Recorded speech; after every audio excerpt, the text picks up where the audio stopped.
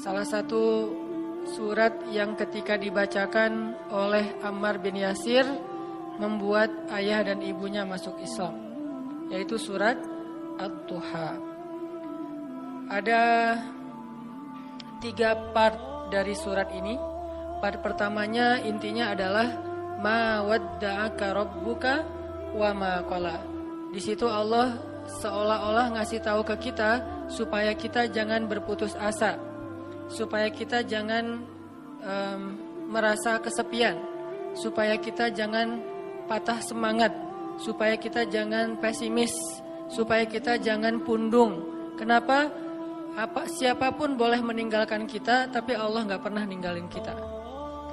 Pasangan kadang-kadang kalau lagi ngambek boleh gak baca WA kita sampai 3 hari, tapi Allah gimana pun kita bikin dosa, kita berdoa Allah masih dengar kita. Orang lain bisa aja ninggalin kita karena ada hal yang gak nyaman. Allah itu sering dapat hal yang gak nyaman loh dari kita, tapi gak pernah ninggalin kita. Rasa-rasanya gak ada cinta yang lebih sejati dan pastinya kecuali cinta dari Allah kepada hambanya.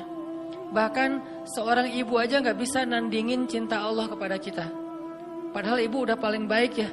Gak ada lagi orang yang lebih berjasa dalam hidup kita selain ibu kita di antara manusia setelah Rasulullah pastinya. Kecuali ibu kita sendiri yang udah mengandung kita dalam keadaan wahnan ala wahnin, kepayahan demi kepayahan, melahirkan dengan resiko nyawa, menyusui 2 tahun lamanya, membesarkan dengan segala bentuk pengorbanannya.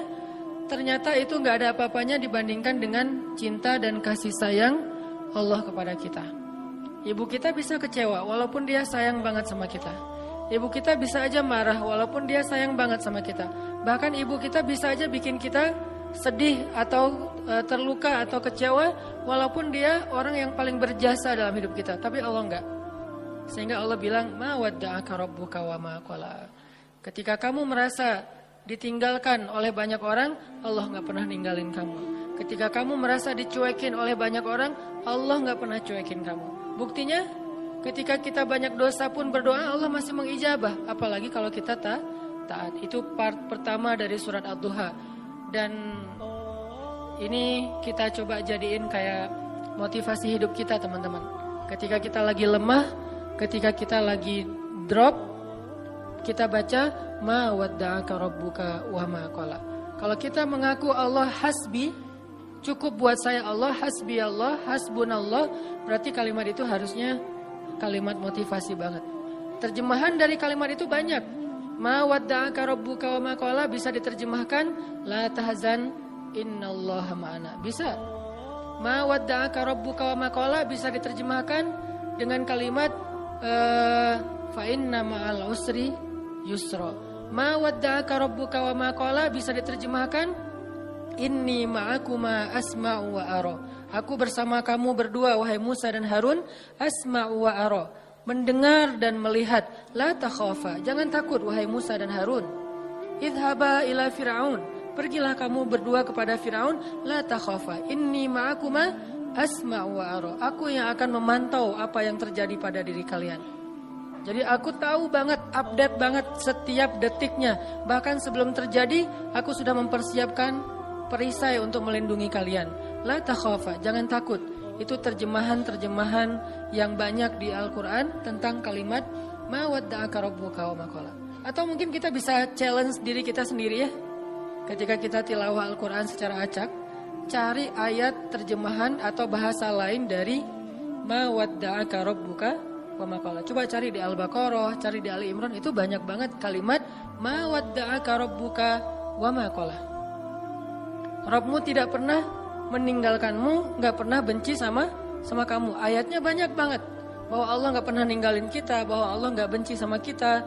Salah satunya mungkin kalau Allah gak benci sama kita tuh misalnya ayat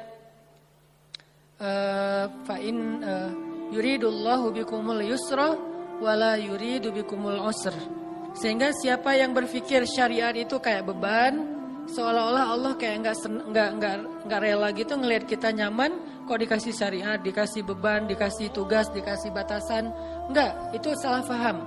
Allah ngasih syariat bukan untuk ngebebanin kita, bukan karena Allah iseng sama kita, bukan karena Allah benci sama kita, tapi karena Allah pengen memudahkan hidup kita justru dengan syariat. Syariat itu bukan mempersulit hidup kita. Kalau sebuah negara meninggalkan syariat karena takut sulit kehidupan negara itu, justru kita terjebak dalam wasawisus syaitan. Mulailah kita dengan hiruk pikuk, dengan kekacauan gara-gara meninggalkan syariat.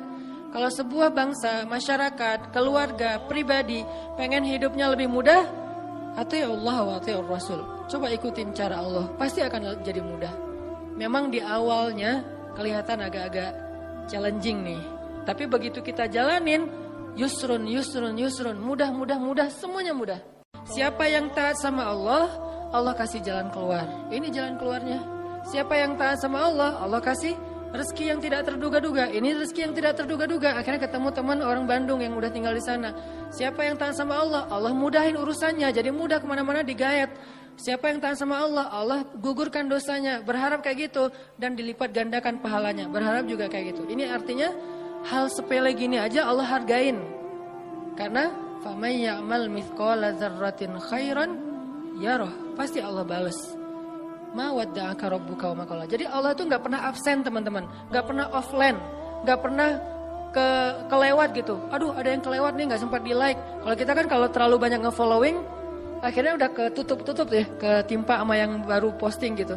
Kadang-kadang karena saking banyaknya kita nge-following, pasangan sendiri enggak pernah di-like. Kenapa? Dia posting ketimpa lagi. Kok kamu enggak pernah nge-like postingan aku? Emang kamu posting? Kamu gitu banget ya sama aku? Akhirnya rame gitu kan ya. Padahal kita nggak ngelihat, soalnya ketutup sama postingan yang baru-baru. Allah nggak pernah gitu. Allah nge-following semua hambanya, bahkan lebih dekat daripada urat lehernya. Wa huwa ma'akum aina ma kuntum. Bersama dengan kalian, membersamai kalian dimanapun kalian berada. Tapi ketika kita post adegan-adegan kehidupan kita, nggak pernah ada yang ketimpa dan kelewat sama Allah untuk di-like, untuk di-komen, untuk di-repost. Bahkan Umar di-repost oleh Allah di Al-Quran kata-katanya. Ini artinya Allah la ta'khudhuhu sinatun wala naum. Kulla yaumin huwa fi sya'an. Ma wadda'aka rabbuka wa ma qala. Ini jadi penyemangat teman-teman. Gak usah khawatir untuk taat. Kita bikin dosa aja Allah masih maafin kita. Apalagi taat, Allah pasti akan menghargai kita.